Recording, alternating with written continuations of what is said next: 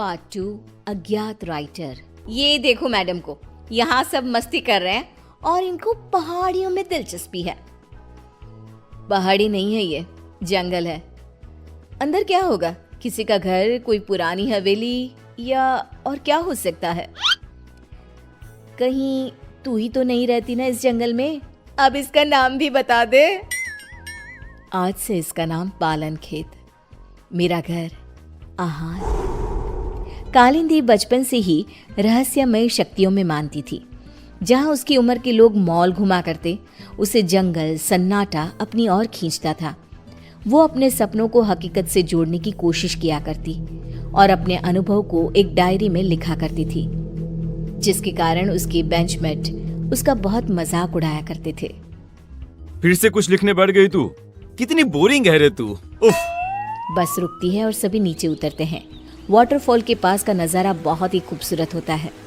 सब अपनी अपनी फोटोज लेने में लग जाते हैं, पर कालिंदी वाटरफॉल के नदी के बहाव को देखती रहती है। नीचे उतरना है क्या? उतर जा।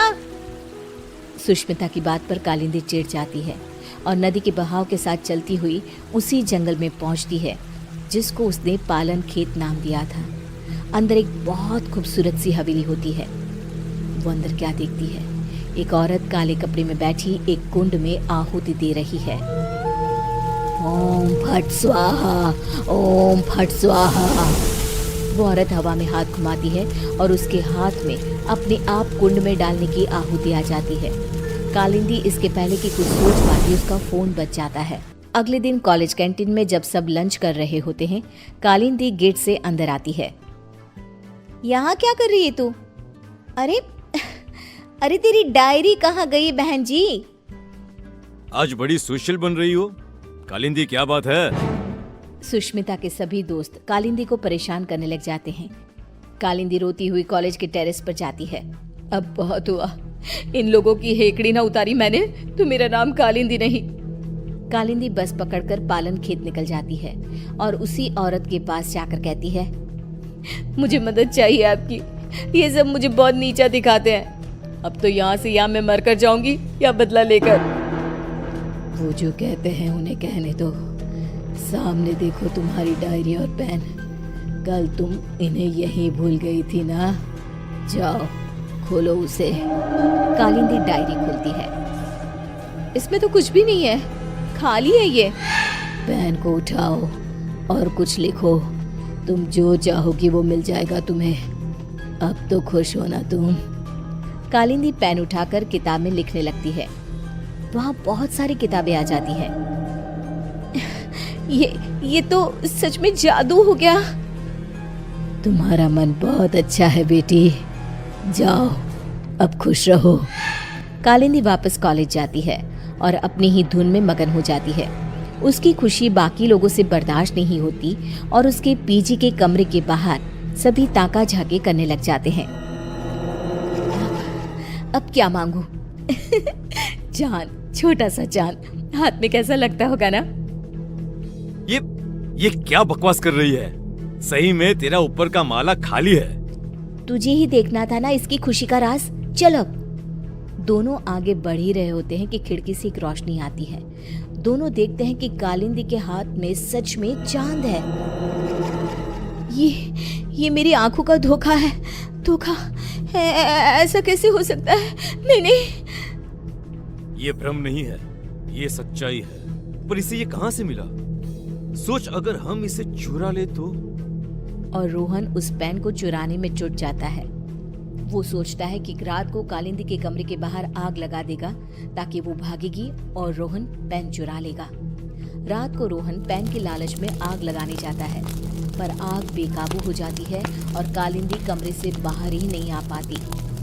बचाओ, बचाओ! कालिंदी मर जाती है। मंदाकिनी को कालिंदी की मौत का एहसास हो जाता है। मार डाला उन्होंने मेरी भोली बच्ची को, अब कोई नहीं बचेगा। यहाँ आ बेटा, मेरे पास आ कालिंदी। कालिंदी की आत्मा वहां आकर अपना गुस्सा दिखाती हुई कहती है, हे सारी शक्तियों के देवता, अगर मैंने कभी भी किसी का भला चाहा हो तो मैं अपने सभी अच्छे कर्मों के बदले इंसाफ चाहती हूँ। इस अग्नि में अपनी आत्मा की आहुति देते हुए तुझे विनती करती हूँ कि मुझे एक ऐसी आत्मा बना दे, इतनी बुरी और शक्तिशाली, जो अपने गुनहगारों को तड़पा तड़पा कर मारे। ये कहकर कालिंदी की आत्मा आग में समा जाती है और आग से निकलकर कालिंदी के गुस्से से पैदा हुई आत्मा उसके पैन में समा जाती है और फिर शुरू होता है मौत का खेल। सुष्मिता अपने कमरे में सो रही होती है। रात को उसका फोन बजता है। It's me, Rohan. दूसरे नंबर से कॉल करना पड़ा। तुम कॉलेज के पीछे वाली पहाड़ी पर आओ, मुझे तुम्हें कुछ बताना है। इसके पहले कि सुष्मिता कुछ बोल पाती, फोन कट हो जाता है। सुष्मिता नाइट ड्रेस में ही भागते हुए कॉलेज के पीछे की पहाड़ी पर जाती है।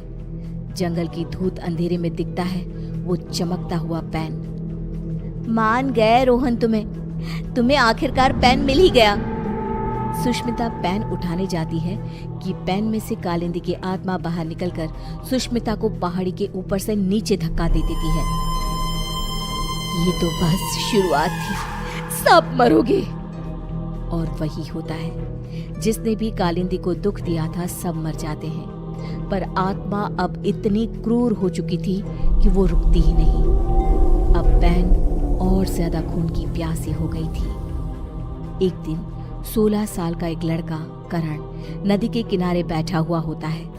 एक चमकती हुई पेन उसका ध्यान अपनी ओर खींचती है।